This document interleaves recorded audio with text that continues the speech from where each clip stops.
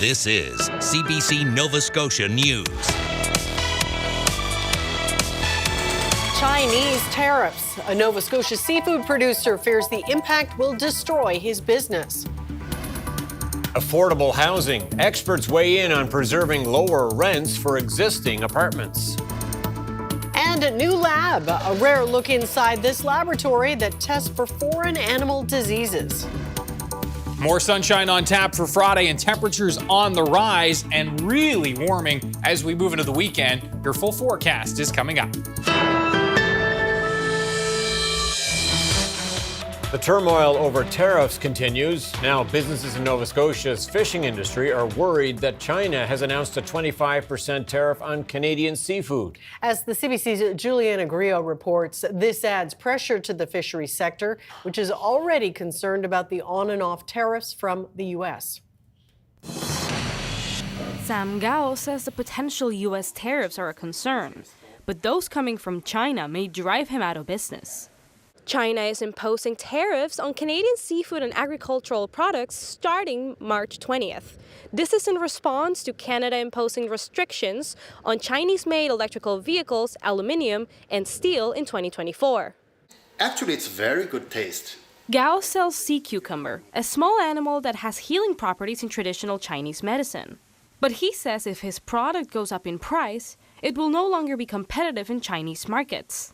It's really shocked for us, and it is like destroyed everything we invested in China. The Fisheries and Aquaculture Minister of Nova Scotia says Beijing's tariffs are incredibly worrisome for the fisheries sector as a whole, with 25% of seafood exports going to China. The province has earmarked $200 million in the budget to help those affected by the tariffs, but Smith says it's too early to know how it will be spent. He says the province is also looking for new markets ahead of the world's largest seafood show in Barcelona later this spring. The province is working as hard as we can to work with harvesters and work with buyers and processors to find new markets. So you can expect the province to be working on market diversification. But Gao says new markets in Europe may not be interested in his product. His hope is that Canada will talk to the Chinese government and reach an agreement. But for now, he says the future of his business is uncertain. When we during the processing peak season, we hiring like 20 to 24 workers in the factory, in the plant. But for this year, we really don't have any idea how to operate. Juliana Grillo, CBC News, Hackett's Cove. Meanwhile, Federal Finance Minister Dominic LeBlanc and Ontario Premier Doug Ford are in Washington for trade talks. They're meeting with U.S. Commerce Secretary Howard Lutnick amid Donald Trump's tariff threats against Canada. The Canadian delegation hopes the U.S. meeting helps Canada form a coherent plan on tariffs. The Ontario Premier wants to discuss the Canada-U.S.-Mexico agreement and wants to move up its review to this year. Minister François-Philippe Champagne, the Canada's ambassador to the U.S., Kirsten Hillman are also a part of the delegation. A woman accused of attacking a young boy on a Halifax street has been ordered to undergo a psychiatric assessment to see if she can be held criminally responsible on a charge of attempted murder. The case of Elliot Chorney was back in court Thursday morning. Blair Rhodes reports. Elliot Chorney was not in court this time. She appeared by video from jail instead. Her lawyer requested that Chorney undergo a 30-day assessment at the East Coast Forensic Hospital in Burnside. However, the lawyer also told the judge that she doesn't expect the assessment will be done by the time the case returns to court next month, so an extension will likely be necessary. Chorney remains in jail in the meantime. She's been in custody since she was arrested on February 23rd, just after a 6-year-old boy was stabbed on a downtown Halifax street. At last report, the boy was listed in stable condition. His identity is covered by a publication ban. Chorney is also facing an assault charge for an incident at the Halifax Infirmary in January. She's accused of attacking a psychiatrist at the hospital. Her lawyer has had that charge combined with the attempted murder charge, so they'll move through the court system together. Days after the stabbing, Chorney's mother, Andrea Hancock, went public with her efforts to get help for her daughter before either of these violent incidents occurred. I think there's a delicate balance, and I think that This situation wouldn't have happened if Elliot could have accessed care. Hancock says she has been trying for years to get help for Elliot without success. Blair Rhodes, CBC News, Halifax. Fire destroyed a Pictou County seafood processing plant on Wednesday night. Fire crews were called to Cape John Crabs in Cape John shortly before 9 p.m.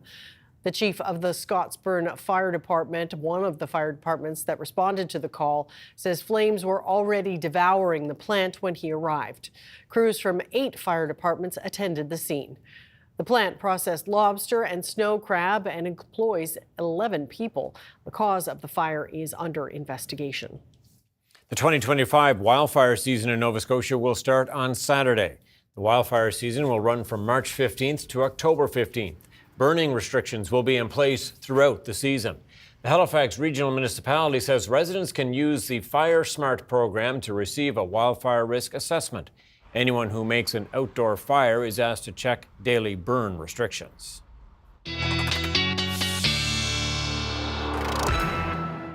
It is getting drier out there for sure. Ryan Snoddon with us now to talk weather. And things are going to be warming up. Yeah, that's right. And so perhaps folks thinking about, doing a little backyard fire burn to get rid of some of that brush, but already it is getting dry. So, and it's been dry over the last few months as well. So just a heads up to already be careful, though we're not quite into that burn ban season. As we look at the conditions on Friday, it is going to be a really, really nice day. Temperatures anywhere from 3-4 degrees right along the Atlantic coastline, but most of us are going to be in the 5 to 8 range, and I do think we'll crack double digits in the Annapolis Valley and back towards Kedzie on Friday afternoon. So looking pretty good there. Those light southerly winds and that area of high pressure moving just off to the east is going to open the door and allow for more of this milder air to surge up and into the province. For Saturday, we're looking at more widespread double digits under a mix of sun and cloud, and could even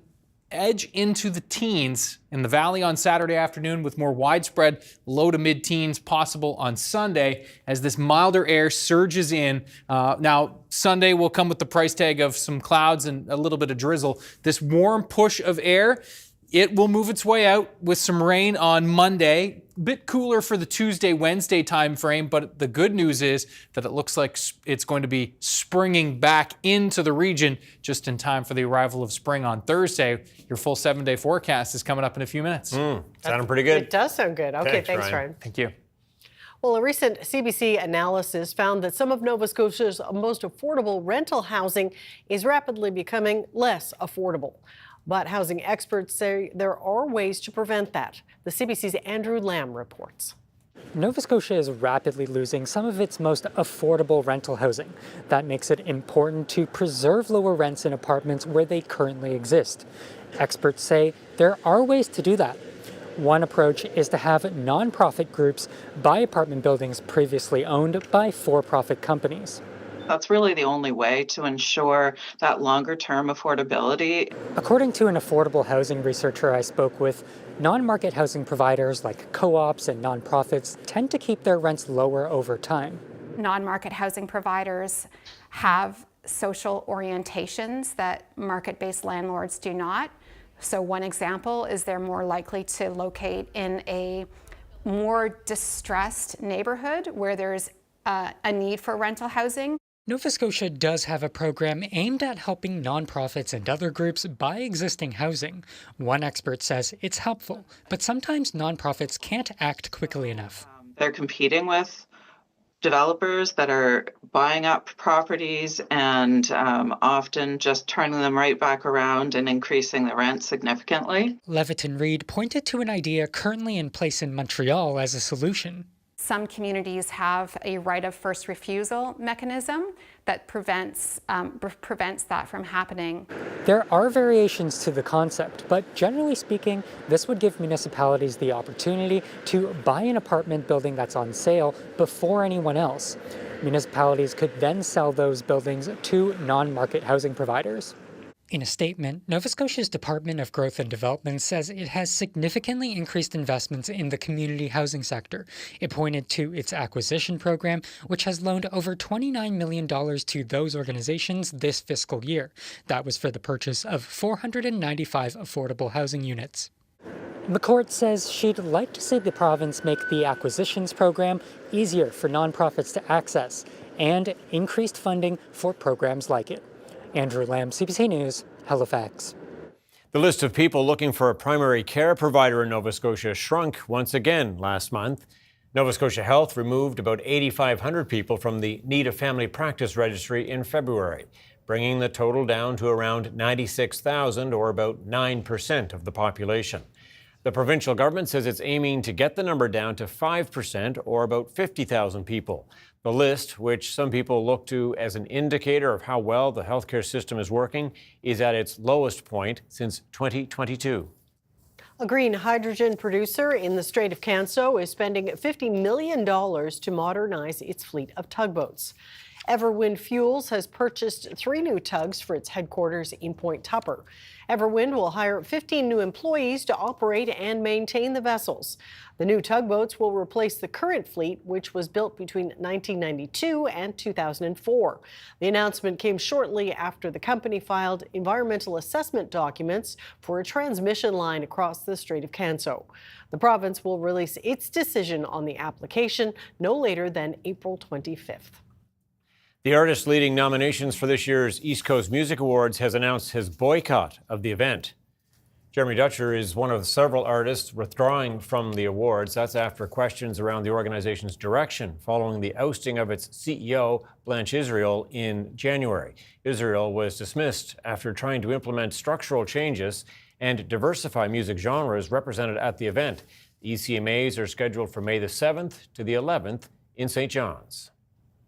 Tonight, a rare opportunity to see behind the scenes at the new Foreign Animal Disease Laboratory at the Atlantic Veterinary College. Well, it's rare because it operates under strict biocontainment measures to ensure there's no risk of spreading disease. The facility was built to allow testing for foreign animal diseases like foot and mouth disease and the extremely contagious bird flu or avian influenza, which has been spreading in North America. So we are here in the new Foreign Animal Disease Laboratory. This is a lab that's been designed as a BSL-2 plus containment, which means it has safety to prevent the dissemination of infected agent, and it is intended to help with the diagnosis of zoonotic disease, so disease that can be transmitted from animals to humans, specifically from foreign origin. This is huge. This is something my virologist and I have been pushing for years. Right now, we can only test for wildlife for avian influenza, highly pathogenic avian influenza. And as you know, this is becoming more and more common in Canada. But with opening this Foreign Animal Disease Lab, we can test domestic animals. And right now, it's become very important to be testing cows. Because of the cases in the United States. So with this lab opening, we can do that testing here. So we take the samples that we've extracted. They have DNA and RNA in them. So we actually take that and we're trying to amplify it, see how many copies are actually in the sample. So if you start with 1 copy of a virus, then we run different cycles, and the more virus that's in there, the more that you can see. It creates a bigger curve. So if there's a lot of virus, then you know that that's what's causing the animal to be ill, or if you're looking for COVID in wastewater, you know that there is a lot of COVID and there's a lot of people that are sick. So a lot of the equipment here is about analyzing, but also preventing the spread of any sample you bring in. So you'll notice the ventilation system, for example, is extremely powerful in terms of filtering all the air that comes out of these rooms and maintaining a negative pressure. So it's suctioning the air to prevent it from spreading to adjacent rooms. I think this is part of emergency preparedness for Atlantic Canada, being ready for the next outbreak. About 75% of emerging or reoccurring diseases are zoonotic and they're transmitted to humans. So we need to be ready to face the next event. And then our second page. Isn't that a beautiful, kind of iconic shot with George's Island What there? a lovely evening it is. It sure is. All right, Ryan is up next with this weather forecast. We'll see you in just a few.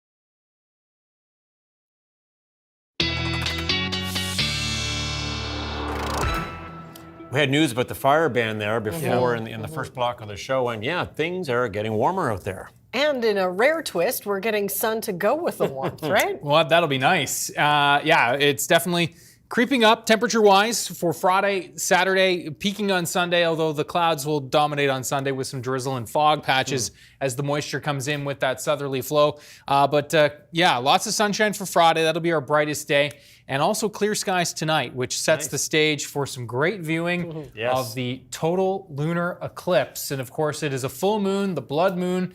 And if you are thinking about heading out, well, you might want to head to bed early. Will you be heading out? That's kind the of question. a late night, right? Yeah, I think I might sleep through this one because we have so many folks who watch the show who send great pictures. Yeah. We're relying on them tonight. We are. We are. The partial eclipse begins, bright and early, dark and early, I should say, at just after 2 a.m. The total eclipse, when it really starts to turn red, is just before 3:30. and then the maximum eclipse is right around 4 a.m. Kind of creepy looking, isn't it? Yeah, absolutely. Well, it's called the blood moon. Yeah, so. True. Yeah. Although most lunar eclipses do have this red tinge, and so that total eclipse will end 4:30. And if you were thinking, okay, well, I'd like to grab a quick glimpse of this, but not get up too early, in the 5 a.m. hour, you should still be able to see that red kind of fading away as the partial eclipse ends. And you could wait till next March, by the way, if you do want to wait. Now, we do have some clouds over the southwest of the province right now. High-level cloud from Yarmouth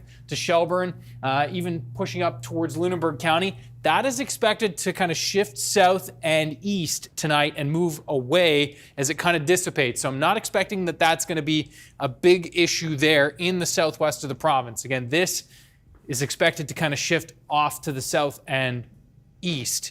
So we'll keep our fingers crossed there. But otherwise, we're looking at, a few clouds tonight. We are looking at this big push of mild air surging up in and across the United States right now. Cold air on the other side of this front, snowing in the mountains, and you can see how warm it is.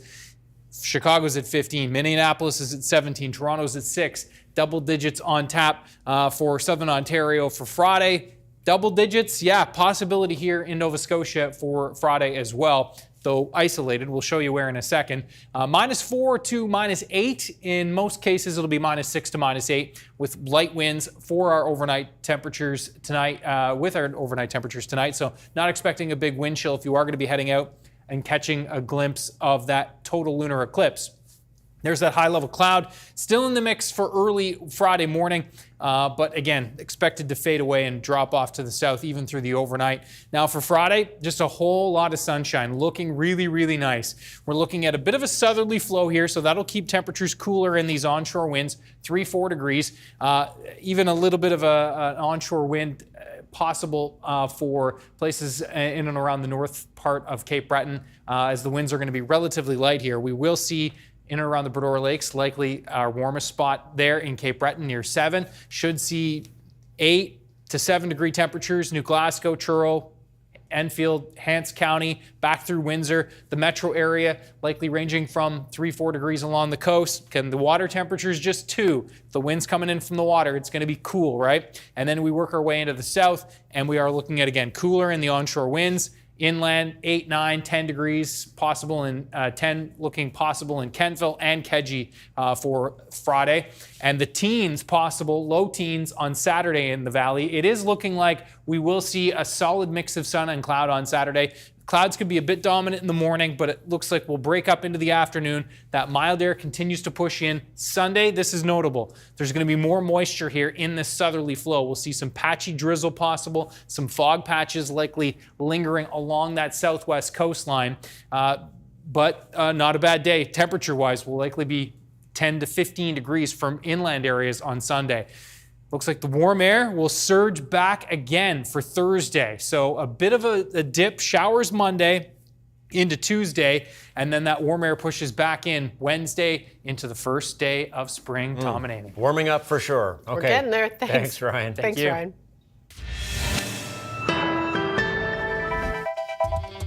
Coming up, a Nova Scotia woman who survived domestic violence is now giving hope to others.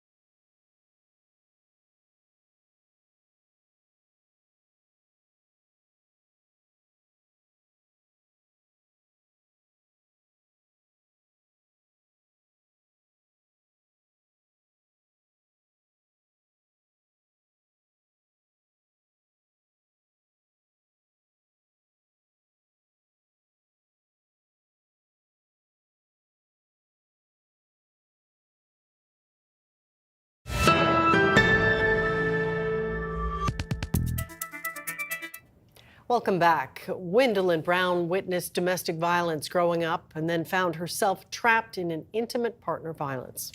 After finding the strength to break free, she's helping others break the cycle through her nonprofit organization, Empowerment for Hope. She spoke to the CBC's Elizabeth Chu. Here is part one of her story. But first, a warning. This story contains upsetting details about intimate partner violence.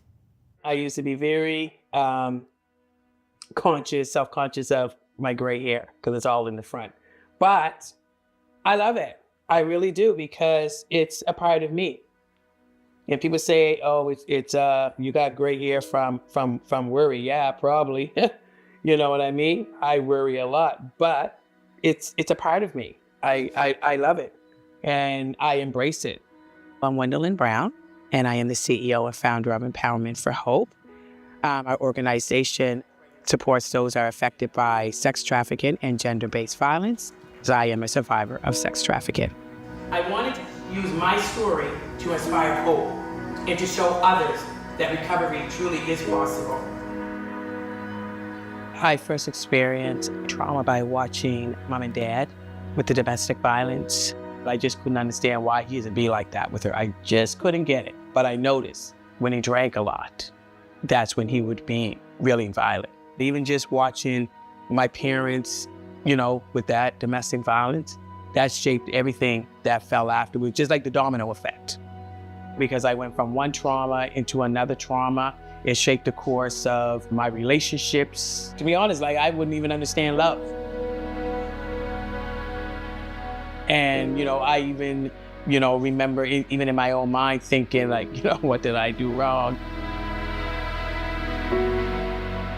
By the time I was a young teenager, I was sexually assaulted. I was trafficked for a number of years. And, from that, I fell into intimate partner violence with different partners. This picture here, I had Tanisha in Toronto, and this is her father holding her in his hands. He was abusive throughout my whole pregnancy, to the point they had to put me in the hospital on bed rest because she stopped moving. Because he beat me with he literally took the coffee table and it had 4 legs on it. And I was trying to leave, but he whacked me down across my back and took one of the legs off and beat me across my leg. So I always had a problem with this leg and, I'm pressing on it because I know it used to be a blood clot. After that, I married Russell. This was a good day. I was happy that day when me and Russell got married. He was abusive, He was more verbal and physical, abusive to me. This was my wedding album. And if you notice, there's no picture. Because part of my healing journey and getting over the trauma of my life with Russell, I got rid of those things. And it just shows me from where I was and how far I have come.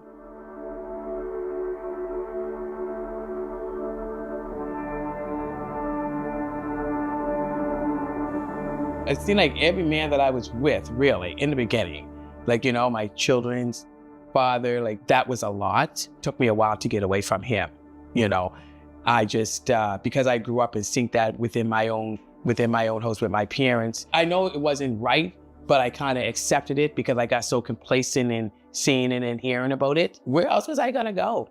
I'd break up with the guy, then next thing, I'm sorry, he's back, and we go through it again. It's just a cycle. I got to a place where, okay, enough is enough. That incident that happened at New Year's, the part of domestic violence or intimate partner violence, it affected me because it was somebody that I knew of. It affected me because I know that that's something that's been going on for quite some time. It affected me because it was a Black woman losing her life to the hands of her boyfriend. Seeing it in general, with other families, whether it's across this province or not, this is a big part of why we have to put some prevention measures in place. And a big part of doing that is working with the men. Our goal is to offer a safe, supportive space for those who are struggling and to provide the tools they need to create a better future. If you work with both sides, the abuser and the victim, then and only then can family be sustained, can the generational trauma and underlying issues that people are going through, especially the abuses, will be addressed. Because as long as it's not going to be, we're going to be having more femicides and intimate partner violence. Now looking at the two of them together in their old age, you know, that's her friend, that's his friend. You know, everything is mommy and daddy, you know. They're good now. They are good. They are good. It took a long time to get to that place, but they are good. Yeah, I'm an example that people can turn their life around, you know, from all the trauma that I have been through, even the stuff that I put myself through with the drug addiction, you know, even working in the sex trade myself. And, you know, here I am, the suicide attempts, the homelessness. I thank God that I don't look like what I've been through. Because there was a time I used to look like what I've been through. But because of my healing journey, I don't look like that. And when I say that, I mean mentally, emotionally, and even physically. I'm totally different. Here we go. What do you see in the mirror? Resilience. I see freedom. I see hope. I see blessed. I see somebody who made it through the storm. Thank God. Honest to God, now that we're saying all that, it literally took me a long time to actually stand in the mirror and see goodness in myself. Oh, I'm beautiful. Oh, you guys are making me laugh. Oh, man. Coming up, transition to power. Mark Carney will be sworn in as Prime Minister on Friday alongside his new cabinet. And securing a deal. Ukraine agrees to the ceasefire proposed by the U.S., but Russia is holding out.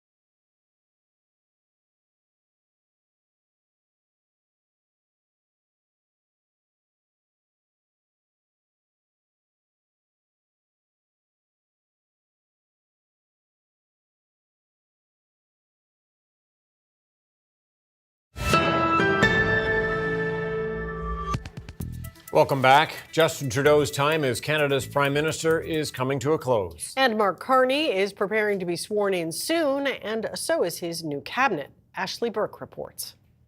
Behind closed doors, Justin Trudeau's wrapping up his last full day in office. The Prime Minister posting his farewell online, titled One Last Thing. I'm proud to have served a country full of people who stand up for what's right, rise to every occasion, and always have each other's backs when it matters most. His departing message, one of Canadian pride. This may be my last day here in this office, but I will always be boldly and unapologetically Canadian. After more than 9 years in power, Trudeau will head to Rideau Hall tomorrow and resign. Then his successor, Mark Carney, and his cabinet will be sworn in. This is a group of people that need to be ready to face the threats that we are facing from the United States on the trade front. Sources say after he won the Liberals' leadership race on Sunday, Carney's been planning a much leaner cabinet, a team of 15 to 20 ministers laser-focused on fighting the trade war and this promise. Change that builds the strongest economy in the G7. Sources say these 3 ministers handling Canada's response to the trade war are among those expected to be part of Carney's cabinet. Will be his prerogative to tell us who will be a part of his next cabinet. Sources tell Radio Canada Stephen Guilbeault will be moved to a new role in cabinet, but he wouldn't say today. I have served Canadians as their Minister of Environment and Climate Change, which has certainly been the privilege of a lifetime for me. Mark Carney's transition team is currently planning what his first few days as Prime Minister will look like. Sources say he's expected to trigger an election sometime this month, sending Canadians to the poll at the end of April or early May to decide if he should be the one to lead this country in a time of turmoil. Ashley Burke, CBC News, Ottawa. As we told you earlier, Federal Finance Minister Dominic LeBlanc and Ontario Premier Doug Ford are in Washington for trade talks with the U.S. They're meeting with U.S. Commerce Secretary Howard Lutnick amid Donald Trump's escalating tariff threats against Canada. The CBC's Mike Crawley has the latest. In the Oval Office, U.S. President Donald Trump is asked whether he'll back down from the tariffs he's slapped on Canada. No, I'm not going to bend at all. Aluminum or steel or cars. And then, alongside the NATO Secretary General, he talks about annexing a NATO member. Canada only works as a state. It doesn't. We don't need anything they have. As a state, it would be one of the great states anyway. This would be the most incredible country visually. If you look at a map, they drew an artificial line right through it between Canada and the U.S., just a straight artificial line. Not the most encouraging tone for this Canadian delegation arriving in Washington to talk tariffs with Trump's Commerce Secretary Howard Lutnick.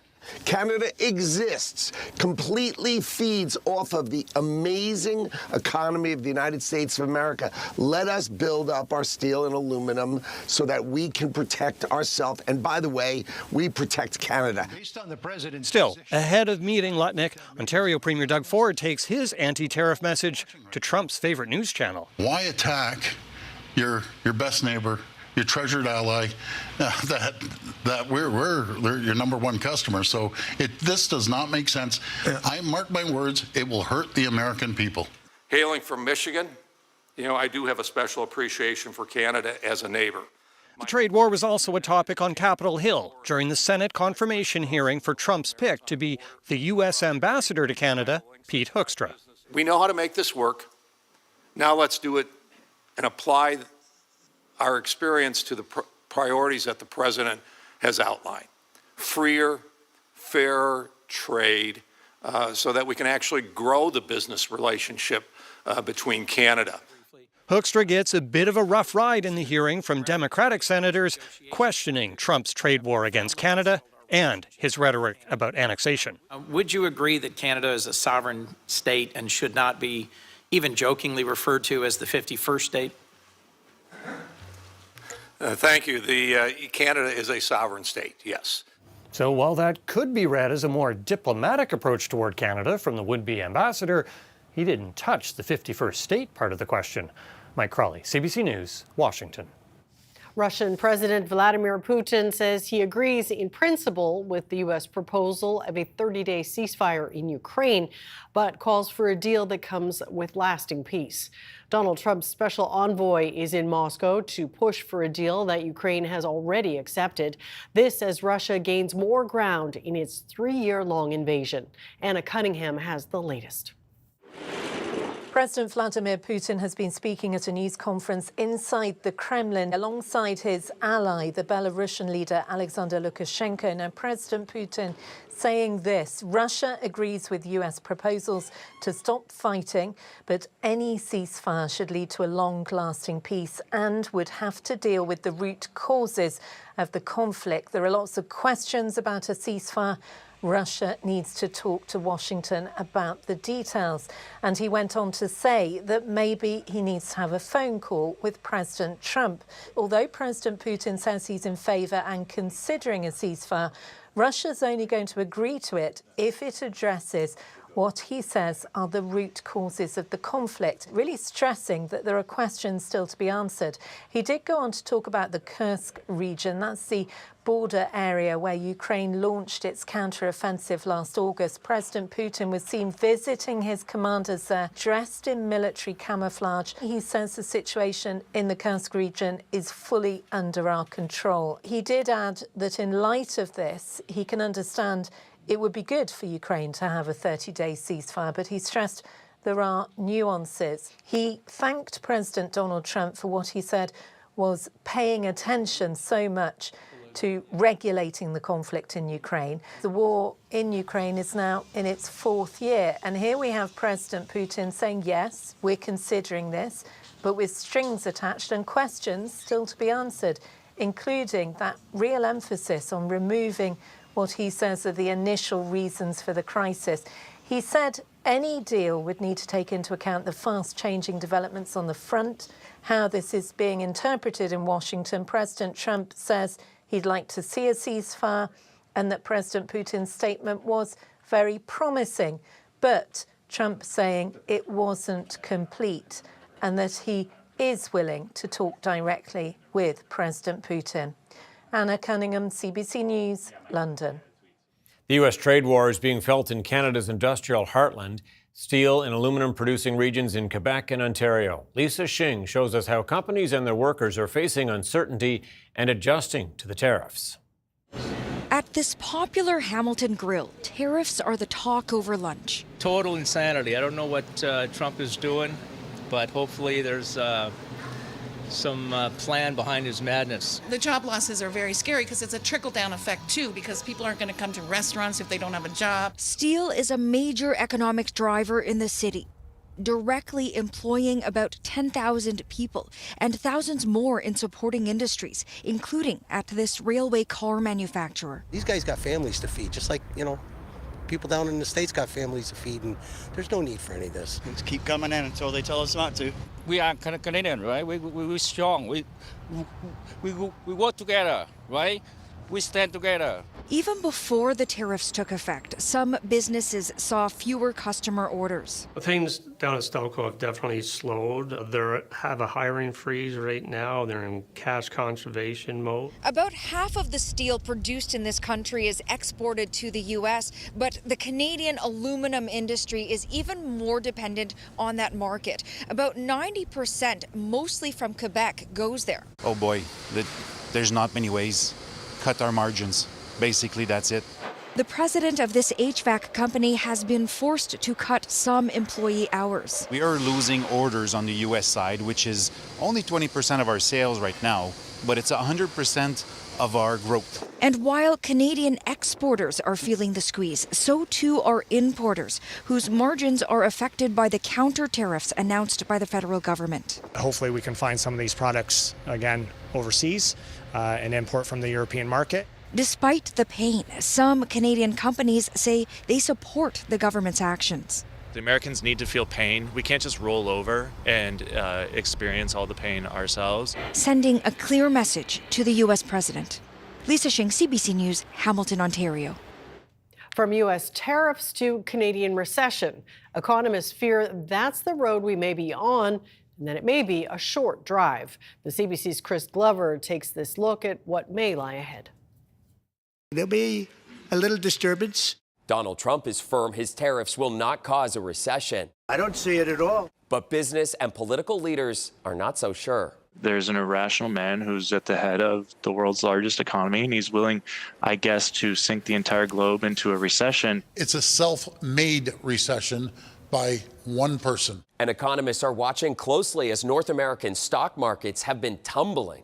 The stock market's typically a leading indicator, and that's not done very well the last few days. What are the chances that Canada is going to be in recession this year? The chances of recession seem pretty high to me. The technical definition of a recession is 2 quarters of negative growth in a country's GDP, but the C.D. Howe Institute takes more into account, including employment data, product orders, and building permits. There's a lag to that data, so we very well could find out that that this first quarter was the beginning of a recession. Canada exports roughly 70% of goods to the States, and each day 2.5 billion USD crosses the border. There's going to be a readjustment period with supply chains, how connected we are, and so I think it's very likely if these tariffs are in place that we're headed for a period of turbulence here. Economists say there are 3 areas we can control right away: monetary policy, like the additional interest rate cut we saw from the Bank of Canada, immediate government policy like expanding EI, and structural solutions like removing provincial trade barriers and finding new international markets. You're going to need all 3. Hopefully that will help with our dependence on our exports to the U.S. How can we recession-proof ourselves in the middle of this economic moment? Well, fortunately or unfortunately, Canadians have been hit by 3 pretty significant negative economic shocks over the past 5 years. Those 3 economic shocks: job losses from COVID, high prices with inflation, and high interest rates. And just like with them, the advice in a recession is to insulate your finances. Right now, if you're in a relatively good position, reduce as much as possible your debt.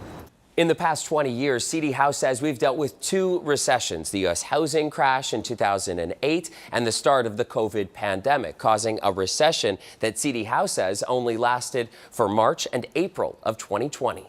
It was a self-imposed shutdown, right? Okay. So what's different, this was worrying this time around, is that big bump is unlikely to happen unless the tariffs are sort of pulled away right away. If the tariffs are kind of permanent, yes, they might be one-off changes to the price level, but they're going to have knock-on effects. Okay. So I don't suspect we'll get that big rebound. And with Trump saying he wants tariffs to be permanent, that rebound could take months before financial markets and trade markets rebound with it. And that report from the CBC's Chris Glover. Measles infections are ticking up across the country. At least 168 cases have been reported so far this year, already surpassing the total cases recorded in 2024. Most of them have been concentrated in central Canada, and cases in the Windsor-Essex region in Ontario have doubled since February. The CBC's Jennifer Lagrassa looks at what Canadians need to know about this highly infectious virus. With multiple measles cases confirmed in Windsor, Essex, and Chatham, Kent, and more expected to pop up, here's what you need to know in order to stay safe. Measles is a highly contagious respiratory infection. It's spread through the air when someone who is sick coughs, sneezes, or talks. We would estimate that one person who has measles could perhaps infect 20 people. It's one of the most infectious communicable diseases we deal with. I understand the concern of our community. We are monitoring this situation carefully as it evolves. Symptoms start with a cough, runny nose, and irritated eyes. Then there could be a rash, as well as pneumonia or brain swelling. It can be deadly. Health officials are concerned because they haven't seen community spread like this in years. In Canada, measles has been considered completely gone since 1998, but dropping vaccination rates and international travel have led to new cases. Health officials say that vaccination is the best protection. In Ontario, kids will get the first dose of the measles, mumps, and rubella vaccine at 12 months. Then they will get a second dose of this vaccine between the ages of 4 to 6. The people that we're most worried about are unvaccinated people because they're the people that are most susceptible to getting measles if they're exposed. If you don't know whether you're vaccinated or if you worry about your kids who can't get the vaccine just yet, you can call your family doctor or local public health unit for more information. If you're born before 1970, you are considered immune. And if you think that your kids might have measles, call ahead to your clinic or family doctor just so you can take all precautions before going there to make sure you don't spread it to others. Jennifer LaGrassa, CBC News, Windsor. Canadian and U.S. markets continued their sell-off today as U.S. President Donald Trump's tariff streak continued. Here's a look at where things closed as we head to break.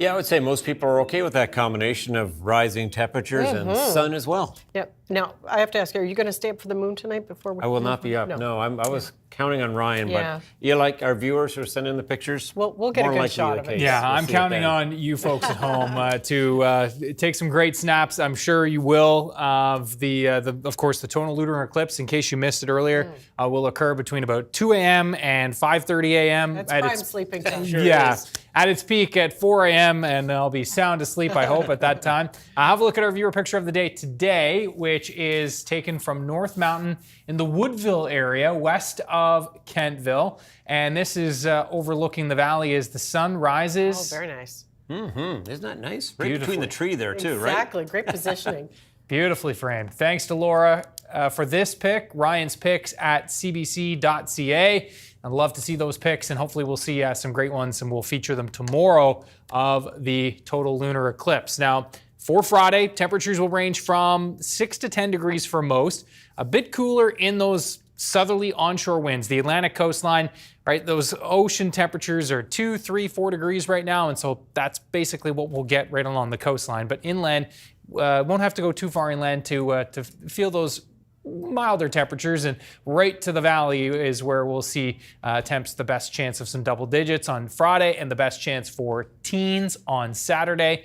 A mix of sun and cloud. Do think the clouds will dominate at times on Saturday, but a solid 50-50 split throughout the day. I think looking at those, again, cooler temps, slightly cooler temps along the Atlantic coastline. And then some moist air starting to work its way in for Sunday. Still mild, but yeah, definitely the moisture is going to increase. That's going to mean some drizzle in the southwest of the province, likely some fog patches.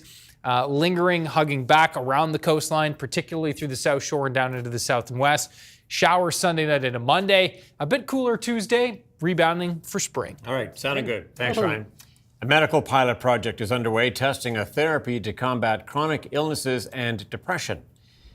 Yes, the therapy is a visit to the museum or other history exhibits or the public gardens. The great part is that under the pilot project, patients get a prescription for the free admission. It's in the Swiss city Neuchâtel.